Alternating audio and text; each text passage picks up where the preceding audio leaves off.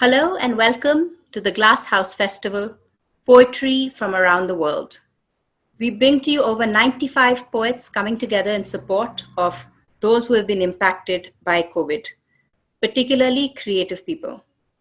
The Glass House Festival has been created by the Art Mantram Trust, a not-for-profit organization that works out of Bangalore and has been doing so since 1999. Our mission is to promote the arts, artists, and art awareness. We have a fantastic session for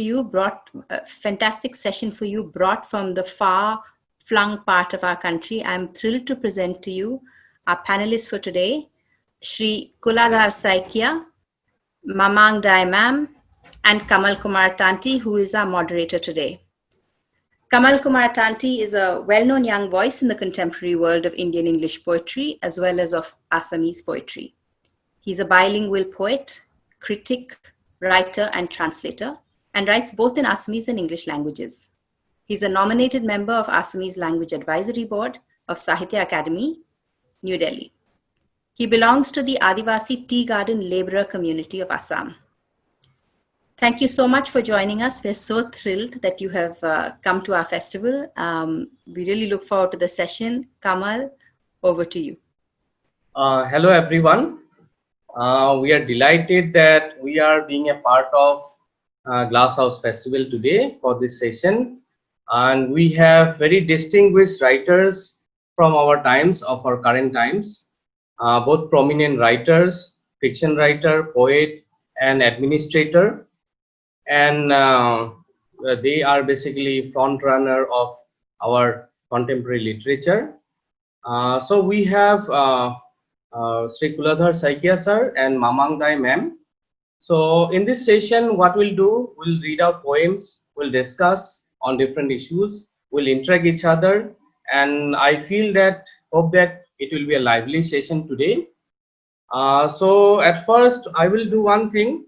I will ask Mamang Dai ma'am to read out a poem, but before going to the reading, so I would like to say a few words about Mamang Dai ma'am. Already she is known to everybody, but still as a moderator, I would like to introduce her.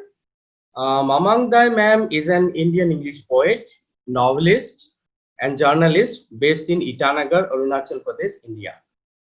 She received Sahitya Academy Award in 2017 for her novel, The Black Hill. Mamang Dai ma'am belongs to the Adi tribe from Arunachal Pradesh. She was selected for the Indian Administrative Service in 1979, but later she left the post to pursue her career in journalism. She is the first woman from her state to be selected for prestigious Indian Administrative Service. While working as a journalist, she contributed to the Telegraph, Hindustan Times, and the Sentinel. Her non-fiction works includes Arunachal Pradesh, The Hidden Land, and Mountain Harvest, The Food of Arunachal.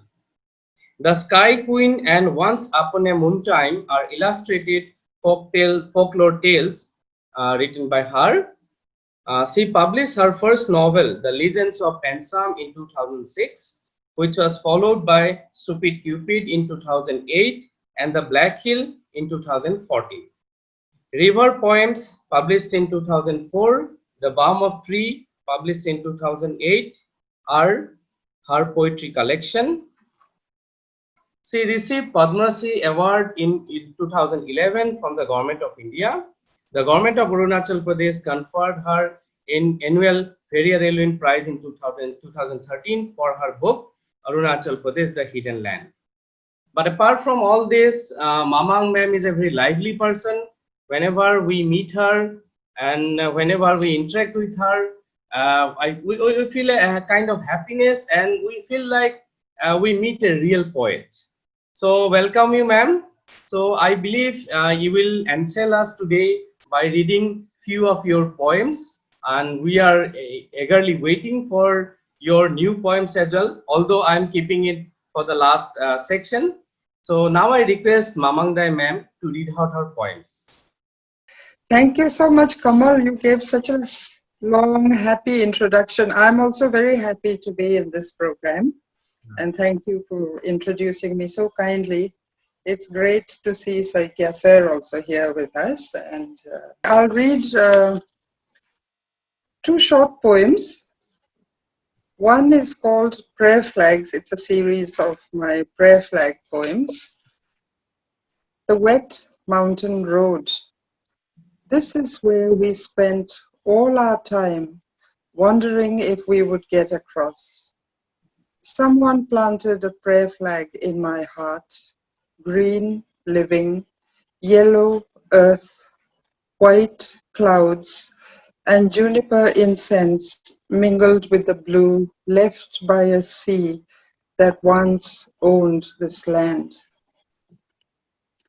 Perhaps the storm will blow it down someday after it has halted the wind 1,000 times. We found each other yesterday when they told us the past is over. Now we are floating smudges of color flying high over the mountain barrier. This is also from an earlier collection, River Poems. It's Small Towns and the River. This is my hometown of Pasighat by the banks of the Siang River, which is the main connecting channel between the Sangpo and the Brahmaputra River of Assam, of course. Small towns always remind me of death. My hometown lies calmly amidst the trees. It is always the same in the summer or winter, with the dust flying and the wind howling down the gorge. Just the other day, someone died. In the dreadful silence we wept, looking at the sad wreath of tuberose. Life and death, life and death. Only the rituals are permanent. The river has a soul. In the summer, it cuts through the land like a torrent of grief. Sometimes I think it holds its breath, seeking the land of fish and stars. The river has a soul. It knows, stretching past the town, from dry earth to mist on the mountain top. The river knows the immortality of water. A shrine of happy pictures marks the days of childhood. Small towns grow with anxiety for future generations. The dead are placed pointing west. When the soul rises, it will walk into the golden east, into the house of the sun. In the cool bamboo, restored in the sunlight, life matters like this. In small towns by the river, we all want to walk with the gods. Kamal, I think we can move on. Thank you. Beautiful poem, ma'am. We are very delighted that you have read out from River Poems, which is my personal favorite as well. I believe, ma'am, apart from writing poetry, you are into different things, various things.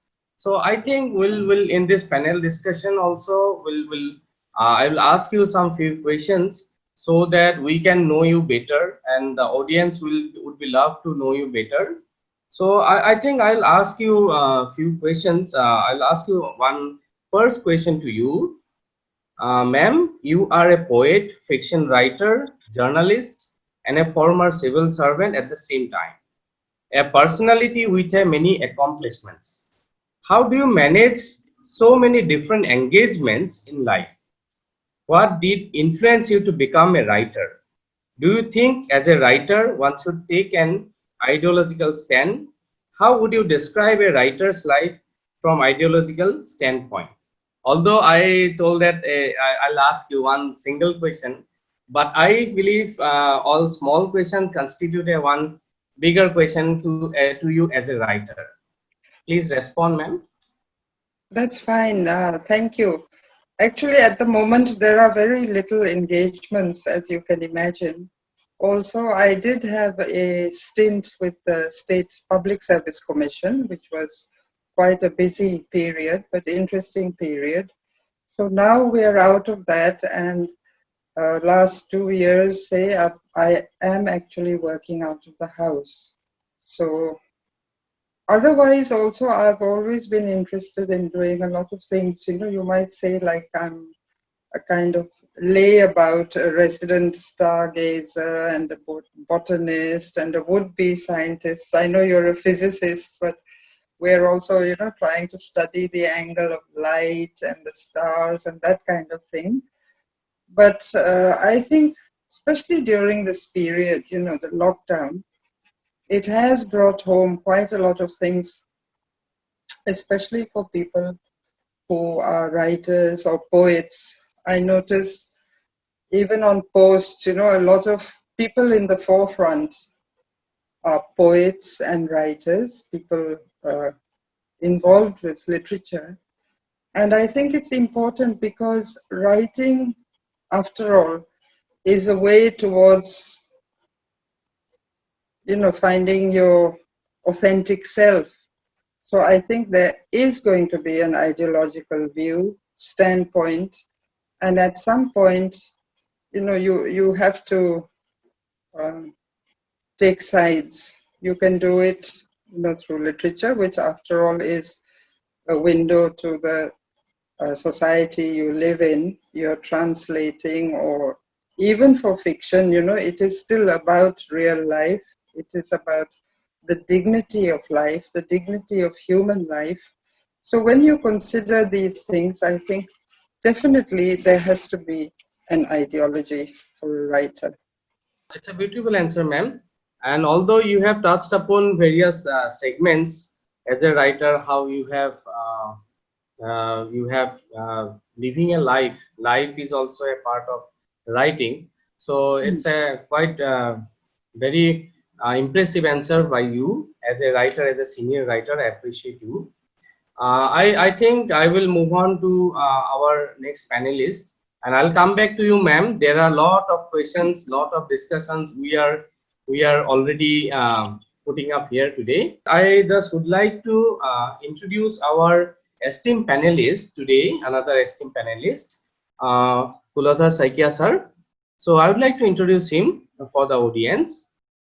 Sri Kuladhar Saikia has donned many hats: a former consultant at the World Bank, a prominent writer who bagged the prestigious Sahitya Akademi Award, an IPS officer who went on to become Assam's top cop, and currently he is the head of Assam's top literary body, Assam Sahitya Sabha. He is an alumni of Ramjas College, New Delhi, and Delhi School of Economics. He had a brief stint of teaching experience of economics at the Hindu College, New Delhi. Apart from being a law graduate, he is a PhD in economics from IIT Guwahati. Sri Saikia was a Fulbright scholar at the Pennsylvania State University, United States of America, and worked as a consultant at the World Bank, Washington, D.C. He worked as an officer of Indian Economic Service in the Planning Commission, New Delhi, and also as Indian Railway Traffic Service officer for a short while before joining the Indian Police Service in 1985. After his stint as Director General of Police, Assam, the recipient of President Police Medal twice, Sri Saikia has been elected to the prestigious post of the President of Assam Sahitya Sabha, the century-old literary body of the state, and currently he is holding the post. He is well known as a short story writer and a winner of prestigious Literary Award of India, Sahitya Akademi Award in 2015. He received Katha Award in 2000 for his fiction. He is being invited as panelist to a number of literary festivals in the country, and he represented India in London Book Fair as one of the speakers. His short stories have been translated into various Indian languages, including Hindi, English, and other languages. Although I have just given an introduction as a fiction writer, but a lot of people know that he writes He started with poetry and he writes very well. So I will do one thing today. First, I will ask a simple question to sir. Then I will move on to your reading. Welcome you, sir. Welcome to this session today. We are very delighted to have you. So before going into your poetry reading, we'll be very, very happy today to hear from you poetry. Although I have never heard from you. So I guess I'll ask you a simple question, sir. First one, with a writing career of several decades, how do you assess your own literary works? Also, as a very successful fiction writer of our times, could you please explain us about your goals of writing fictions, about why did you start and why do you continue to write fiction? Yeah, it's over to you, sir. Thank you, Kamal. Why do I write and how is it connected with my job profile? Yeah. Very difficult to answer.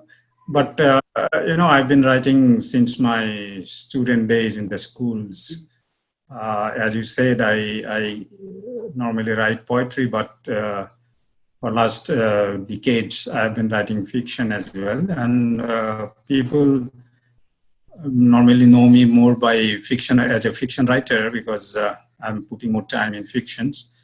And the job is a little different, but only good thing about it is that job gives me a lot of inputs and it's complementary. My writing and job both are so complementary because I do get a lot of inputs, a lot of ideas, a lot of experiences from the job I do.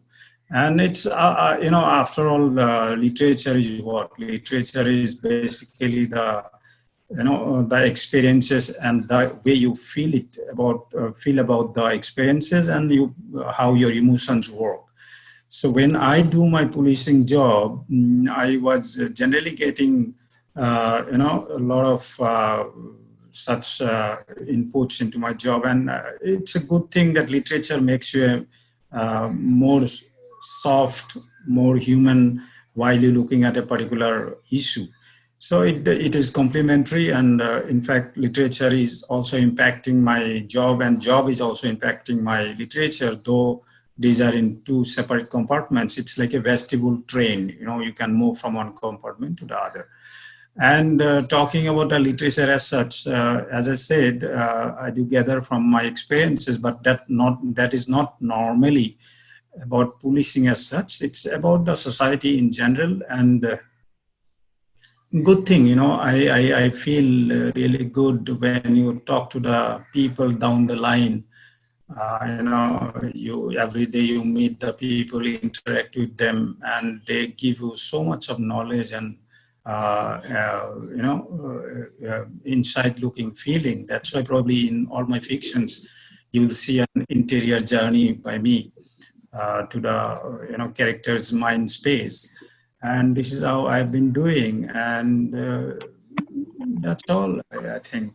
This is a very privileged point, actually. I'm privileged to ask you questions today. Normally happens that you ask questions to us. Anyway, sir, so I would like to request you now to read your poems, at least a longer poem or maybe two poems. Okay, I'll just, all of us are in a situation when I see that my city is in lockdown and things like that. So a small little poem on that. The name is My City. My city is in sleep. Pale ray of dawn knocks at my broken window pane. The sun sleeps on the cozy mattress of clouds. Thick algae of silence hides the roaring river of traffic. Roads don't move. Letters are in slumber. Words don't talk. The city is asleep, breathless. Let it be. This is a small poem I had, composed some time back, and you all understand why and how the poem has come to my mind. But if you want me, I will just read out a little longer poem written by me earlier. Just a second. Yes, sir. Yes, sir. Yes, sir. Please go ahead. Okay. Name of the poem is Father and the Umbrella. The poem goes like this. Though a simple soul he was, the umbrella was not. With all the hooks, springs, spokes, and loops,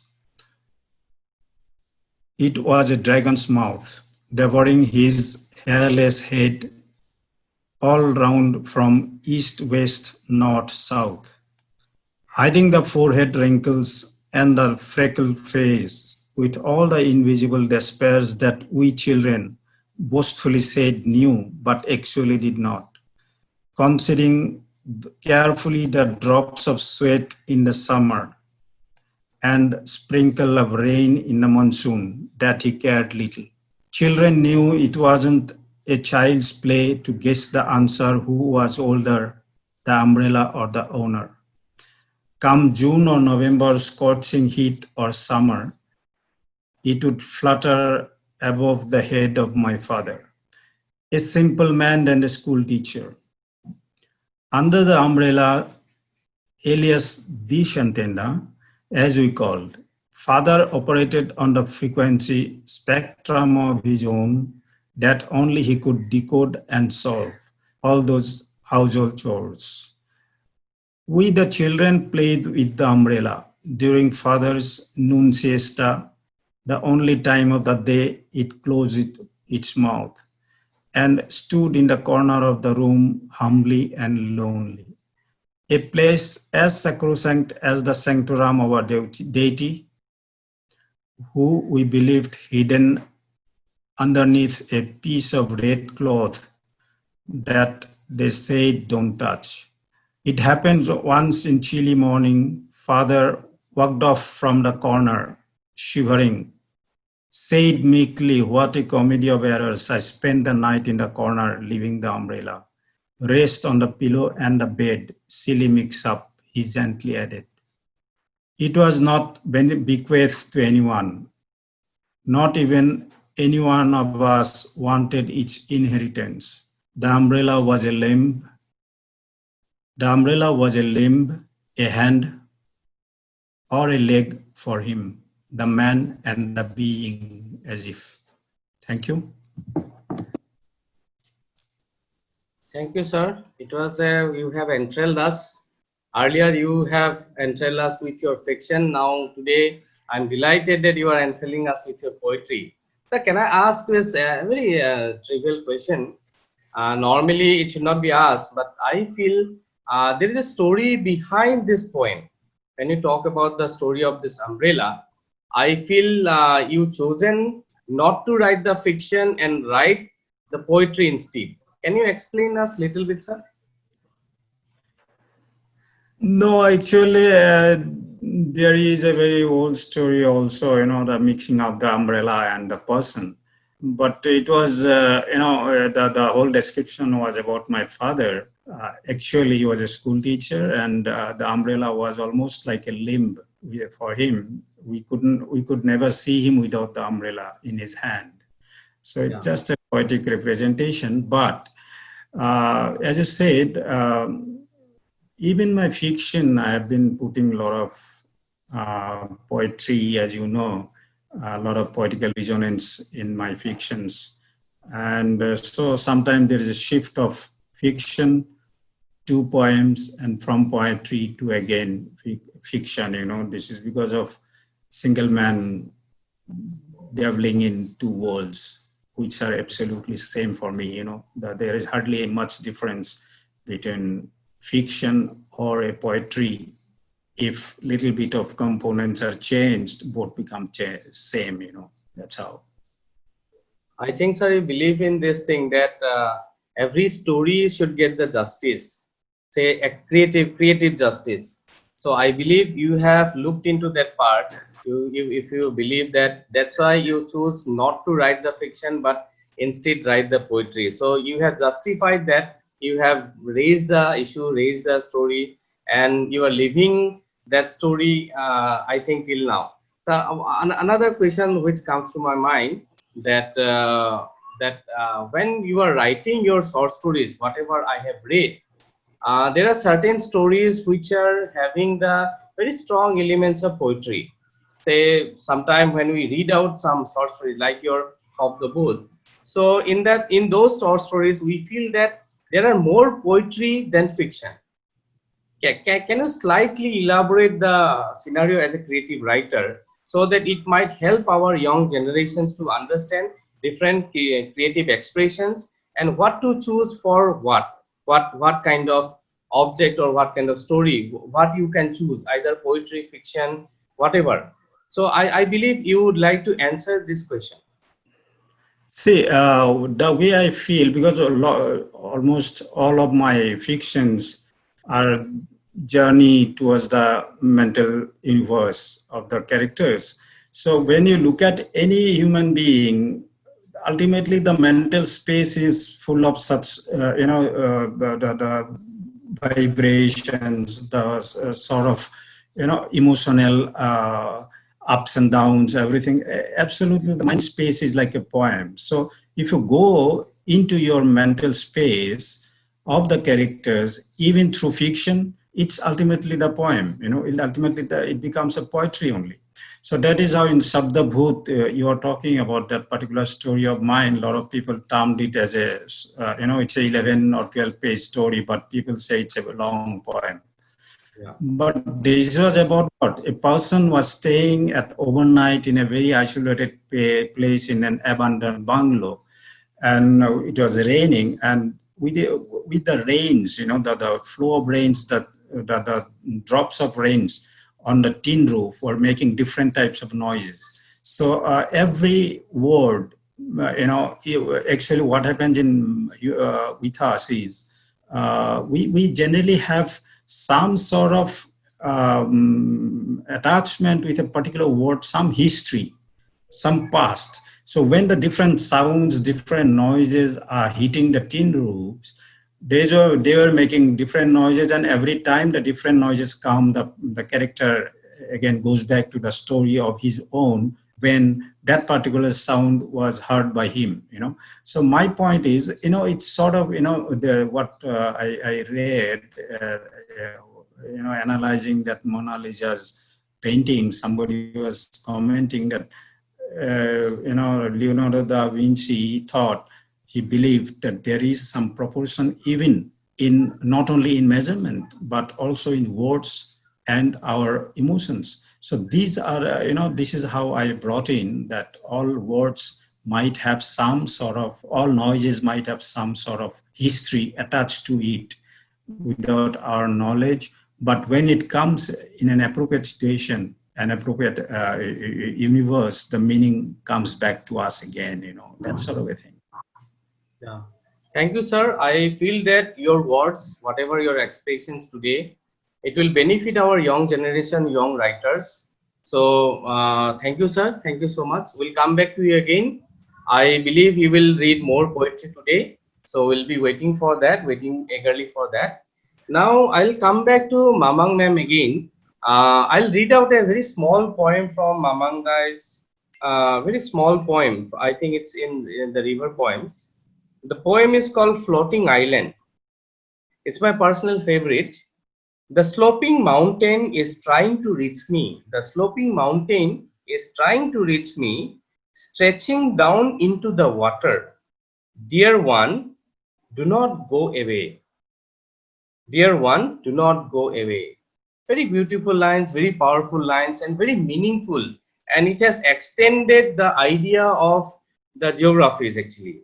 So I will ask some questions to Mamang ma'am again. Ma'am, you are from a very very rich place, very rich geography, very rich color, customs, very rich cultures. So I have a very specific question to you. Arunachal Pradesh has a very rich oral tradition of literary heritage. Could you please tell us if there is any oral poetry tradition in Arunachal Pradesh? How have the oral literary works helped you in writing your amazing body of literary works? How do you write those oral traditions? What measures you think should be taken to keep those oral traditions alive? Do you see any conflict between the oral traditions and the print culture? I think we have touched upon a very uh, live topic, which is you would love to answer, ma'am. Huh. No, I don't think there should be any conflict between oral tradition and print True, ma'am. media, because in fact now we are only trying to document oral traditions. Earlier, whatever folk tales, all kind of folklore was actually, it came to us in the written word through the works of early explorers, geographers, or say late Dr. Verrier Elwin himself, who compiled a lot of the stories. Now, what happens is, among the Adi people, which is the tribe I come from, we have a collection of a literary collection called Abang. Now, this was not very well known, but on looking at it closely, and fortunately for me, despite all the years of schooling and being away from the state, I'm proficient in my mother tongue. So coming back was like rediscovering all this, and I find the Abang is actually a very rich, spoken. It's a very rich narrative of literature. It is about the creation of the world, all the things that come in mythology and folk legends, folklore. But there are people who can recite the Abang, and they do it in a language which is not really understandable to us in modern day Adi. Okay, they are special people, but once you can kind of get it interpreted, it is like, it has a lot of ramifications. It's like a big living tree, actually. That's how I've come to see it, because each story links with the other, and it also accounts for all our beliefs, why sometimes we wear red, why such and such thing is given as a betrothal symbol of marriage. It all sounds, earlier as children we used to find it like, it seemed very thin, there was not much to go by. But actually, when you look at the environment, where we come from, how we have survived, it is actually really quite remarkable, and it's also very beautiful. So that is a source of inspiration for me. But when we say, how do we write the oral tradition, that is another matter, because if we're doing research, it'll be something else. If we're dealing with fiction, it's something else. And the way it is drawn into poetry, or how the images arise, maybe out of, a story you heard or even misheard sometimes. So all these things come into play. It's not easy to say, oh, this is how it inspires me and this is how it's used. It kind of seeps in, I think.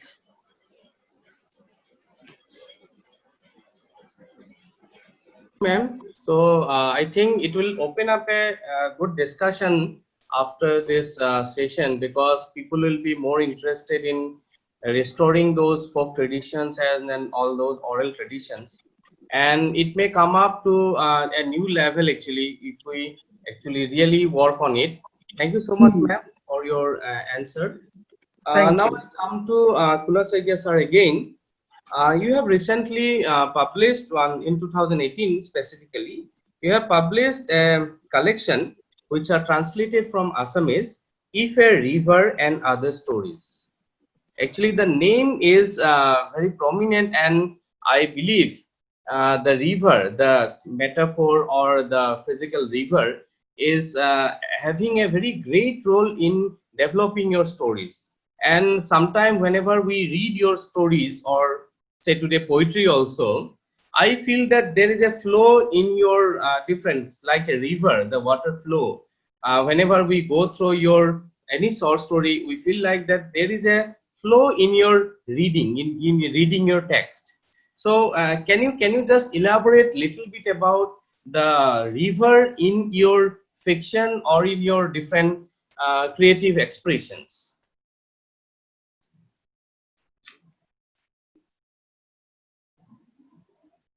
Sir, we are not hearing you, sir.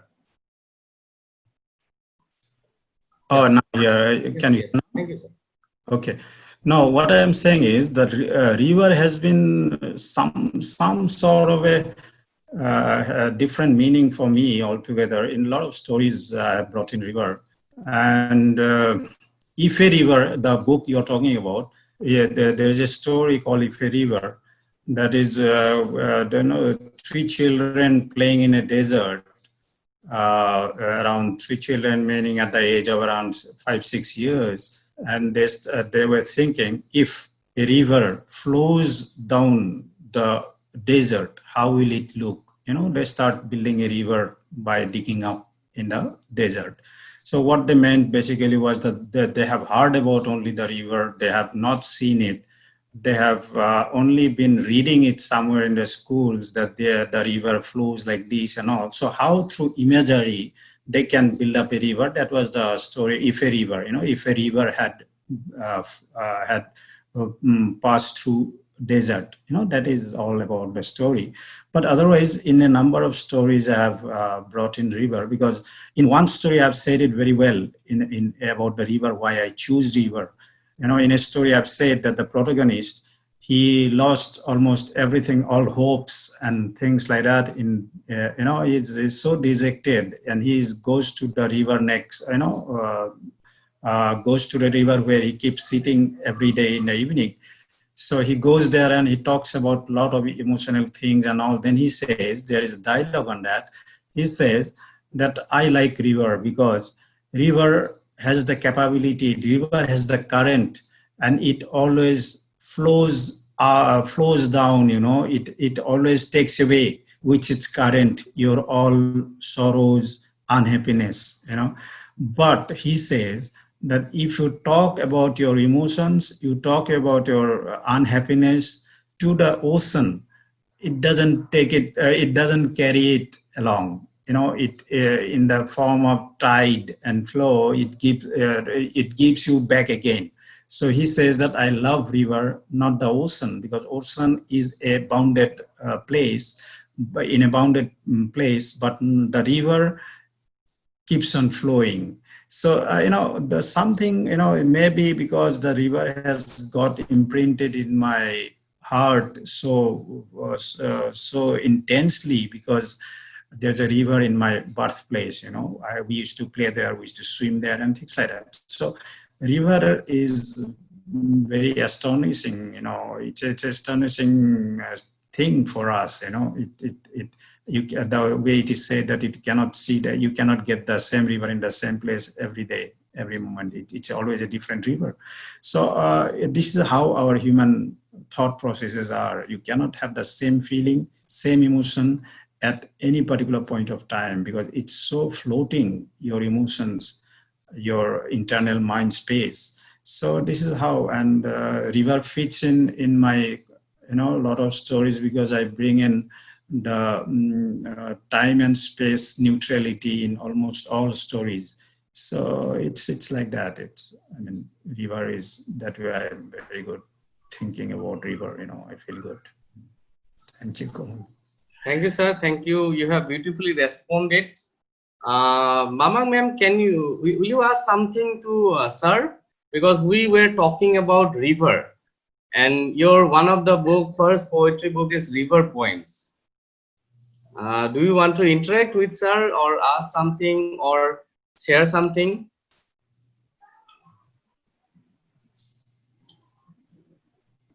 You are not audible, ma'am. Yeah, can you unmute? Okay, can you hear me now? Yeah, sure, ma'am.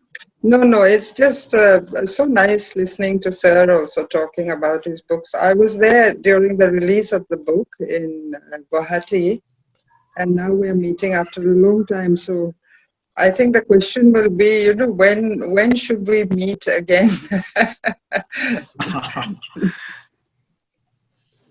And the river, of course, it has different meanings. So now I will ask a direct question to you, ma'am, because we are facing lot of issues in this. So I'll send you a direct question now. What is your take on the problematic term of the Northeast as a homogeneous entity? How do you feel about the making it as a homogeneous entity in every field, from geopolitics to culture and literature?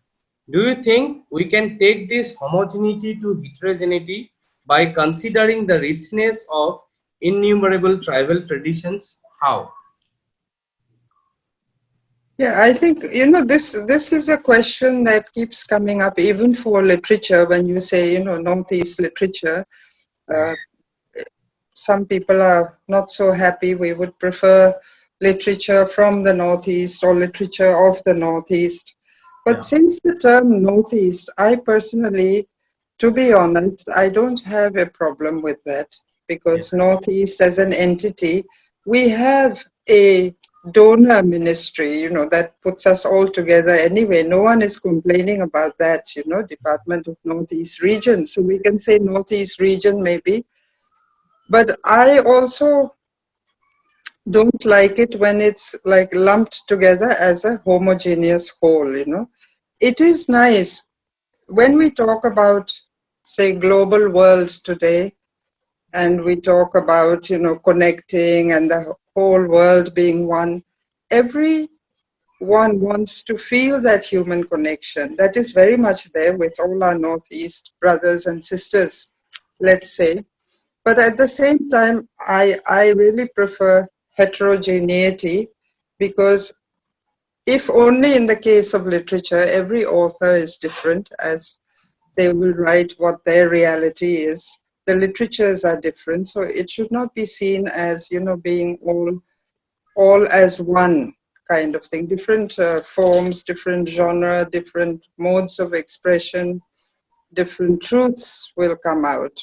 This will be just like, as it is all across the world, say in Latin America or Russia or something. And it's nice to keep that diversity within the umbrella of the region, let's say, even, and then the wider region of being, with the country, and then the world, that kind of thing. Because even with the EU, the European Union, I felt it was much better to have the Greek drachma and the Italian lira and, the different monetary symbols. But now it is all kind of flattened. We don't want that kind of homogeneous whole, that I would go for heterogeneity, because there are so many different wonders in the Northeast region.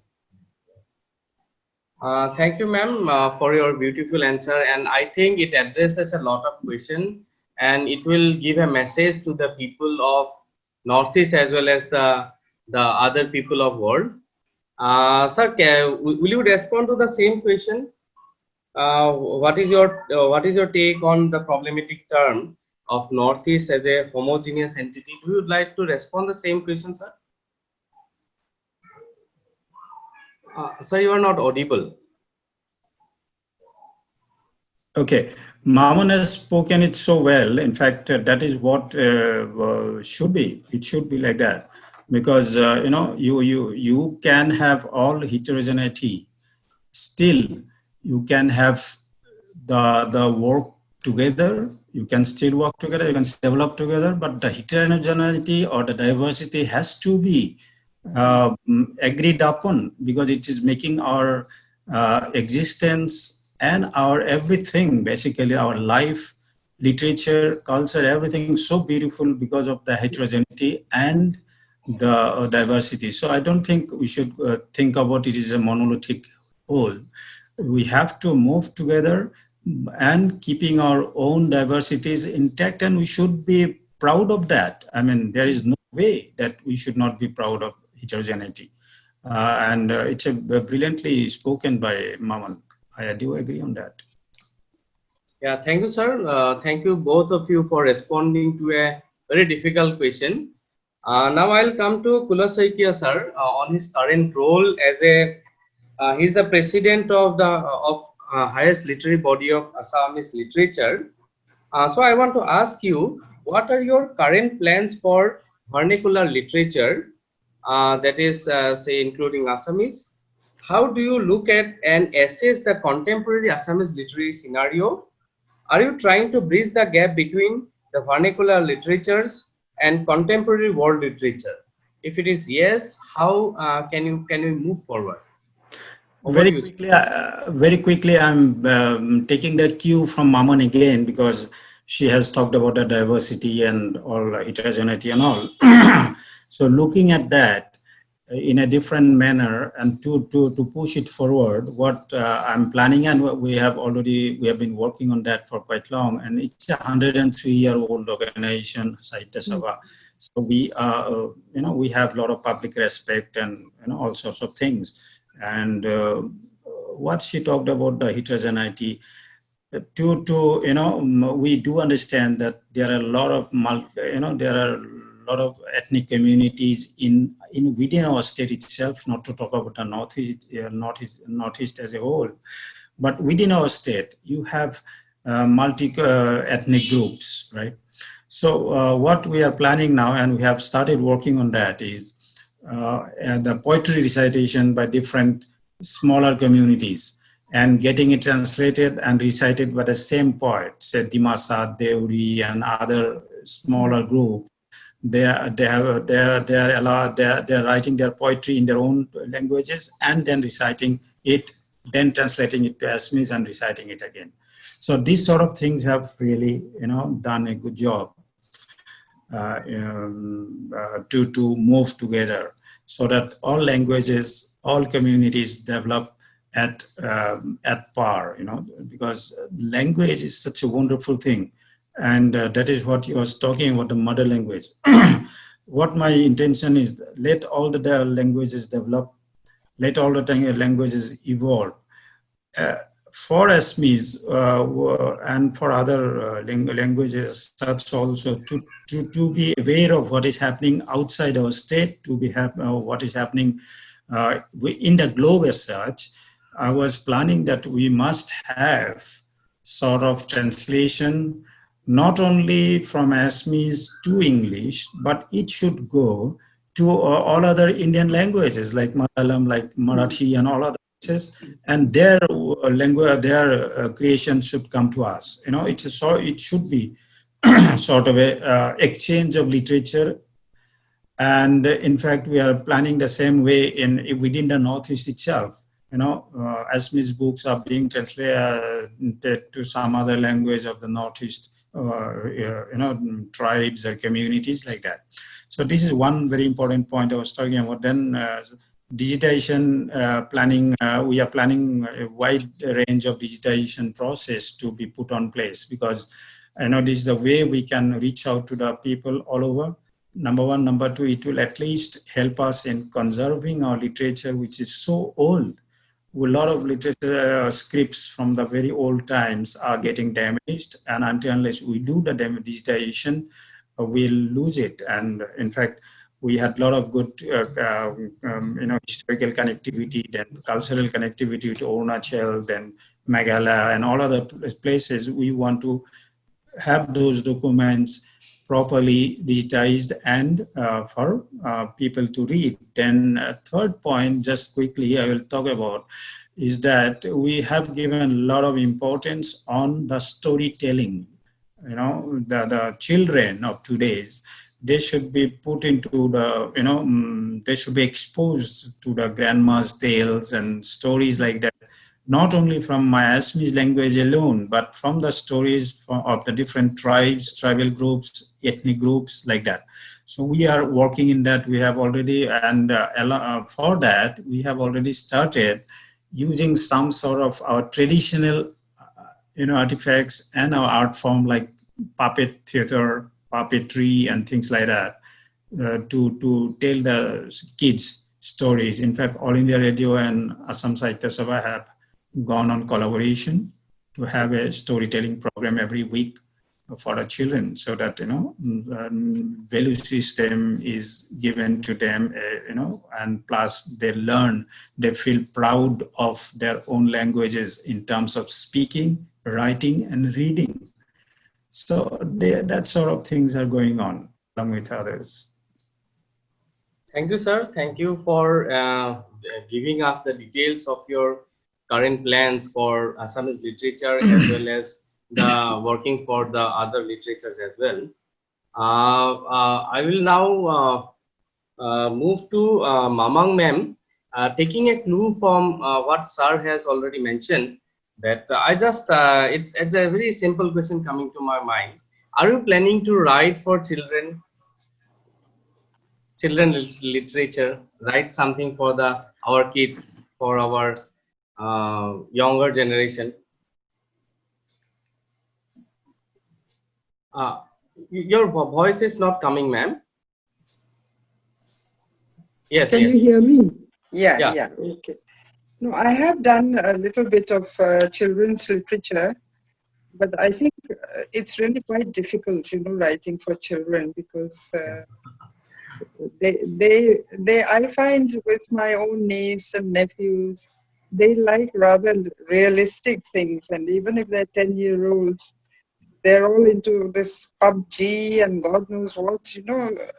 So I don't know what is it that will capture their interest, but I think what Saikia Saab was saying about, bringing back grandmother's tales and having traditional modes of conveying these stories, like puppetry, which you have in Assam, and you have a very rich theatre tradition also. We don't have that in Arunachal Pradesh. But I think the old stories, getting old people to recount, even if they're babysitting or something, I think that would be a good way of bringing mother tongue also back into use. At the moment we're all going for the satellite channels and conversing in Hindi as the lingua franca in Arunachal. So all those issues are there. But Kamal, I was worried about the time because we want you to read your We have poems time, ma'am. also. We have time. So I'm keeping the record of time. You need not worry. Now, ma'am, I'll request you in a personal discussion. We have discussed. You have written a longer poem for the current scenario, pandemic.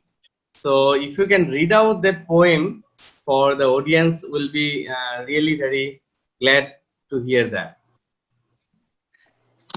I don't know. It's been, such a kind of uncertain time. I feel, the pandemic started with everything kind of started under a cloud. There was so much uncertainty. Was it a bioweapon? There was a lot of blame being cast between nations. And then suddenly, the lockdown, a worldwide lockdown, which has never happened before. Even in world wars, people were allowed to move around. So all this has created a real climate of uncertainty. That's why the poem itself is called Lockdown. I don't know what you'll feel about it, but I'll just read it out. We were born green, cocooned in the rituals of growing things, planting, preparing auspicious symbols for a new year, when the sickle of time cut everything down and the thermal guns were out. Between safe and infected, our words are banished behind a mask. The first response is solitary. I am sorry for the people of Wuhan, but a heavy dome has shut the doors of travel, history, geography. The borders are closing down. There's no crossing the yellow barricades. It was the bat. Here is the story of COVID-19, a war of theory and blame. Nothing is exempt. Trade vessels, camels, caravans, a palm civet, pangolins, a wet market is scrubbed to death. The sun is going down. Get ready, the wind is beginning to howl. But it was us. I'm certain it was us. Don't say it. The order is clear. Don't say those things about greed and dominance, about crossing the line. Fish, fowl, belt, ivory, whalebone, dispossession and theft. Talk about our health. It's a big deal. Germ theory, hazardous material. There's food and money on the table, live stream and big tech for the public good. Stay home, stay safe. How safe? I woke up this morning trying to remember the names of my friends. I have forgotten the shape of my slippers. Is someone singing a song? What is song? Touch another country. Under surveillance in plague condominiums, I am afraid someone will get inside our heads. After the war, the aftermath. The sirens are blaring. Someone is shouting, I can't breathe, and we are waiting, shielding our dimming lamps. Is the white mist spreading? But we were born green. I am certain in midsummer the tan will bloom again. Tan is a flowering tree. It is considered protective and used for any number of rituals by our people here. In midsummer, the tan will bloom again. One day we will touch through the static to honor the dead, wash the blood from our feet. When there is nowhere to hide, between sheltered and homeless, the goal is the same, to survive, to feel our hearts beating again. To hell with hunger and despair. In the labyrinth of life and death, if a second chance is the recovery of meaning, a memory floating in our veins, there, beyond the grey city and red zones, there lies my native village. We will carry the old and injured, lift up the children, lift them up high when the road finds us again, calling us to vital things. Green in the sun, time is the wind carrying a big brush, mixing colors by ancient streams, flowing in all directions. That's it, Kamal. That's my lockdown poem. Can't hear you. Thank you, ma'am. It's a beautiful rendition, and basically it has unmasked the current scenario of our living a life. Say earlier we used to keep on talking face to face in some places, but now everything is going online. I think we are coming at almost last 5 minutes of this program. So I will ask a common question to you, and I hope you will respond respectively. So my last question to both the panelists: how do you see the current pandemic as a writer? How do you envision the post-pandemic world? Do you think literature can help us envision a better post-pandemic world? Or is it even possible considering the current socio-political climate? This is the question. So I believe if you, ma'am, if you respond this question, then I'll come to Kuladhar Saikia sir also. Okay. A post-pandemic world. At the moment, I think maybe I should not say too much. We don't know how it will pan out. You know, I'm always arguing that it will be like this, it'll be like that. But I firmly believe, you know, that life will always triumph. I think for as long as there is man, even as a species, perhaps this is a learning curve. We don't just have to flatten the curve. Maybe it's a learning curve for us. And we will come around. I'm always optimistic about that. I believe, you know, we came out of Ebola, we came out of HIV AIDS, we did polio. Somehow we've pulled through so many health issues, if we're talking about a health crisis. But one just has to hope and believe, you know, that we will overcome and just wait and see. Thank you. Yes, Saikia sir, would you like to respond? Oh, she said it very well, in fact, see, we should be living it with a hope, because we have seen that human beings have as he was talking about, human beings have survived over time because of its adaptability, creativity, and I feel the biggest thing about human being is the compassion, the empathy and compassion in today's world. Even if so much of things are happening, even though people are dying, even the borders have been closed and things like that, but still the humanity has not died. Nothing has been able to kill the humanity as such. If the teardrops we see it in the eyes of some kids in some faraway country, we still feel sad. This is what is giving us hope. So I feel that second point I feel is that science is being again looked as our savior. That people have again gone back to science, that it can only save the humanity. That is a very important thing. Thirdly, there may be some changes in your workspace, in your day-to-day life and living, but as I said, the adaptation by the human beings is so good and so perfect that after some time it will take care of itself. And there may be, as a student of economics, I wrote yesterday also what is going to be the next avatar of globalization. Globalization is going to suffer for a while in a truncated phase, probably, as I feel. But whatever it is, the fact remains that we'll be able to get over these situations, and literature is going to thrive anyway, because literature has already become victorious in all sorts of turmoils in the human history. Maybe the literature has no power to control the virus, or it had no power to control both the wars. But this is the only trade that is keeping us alive all together.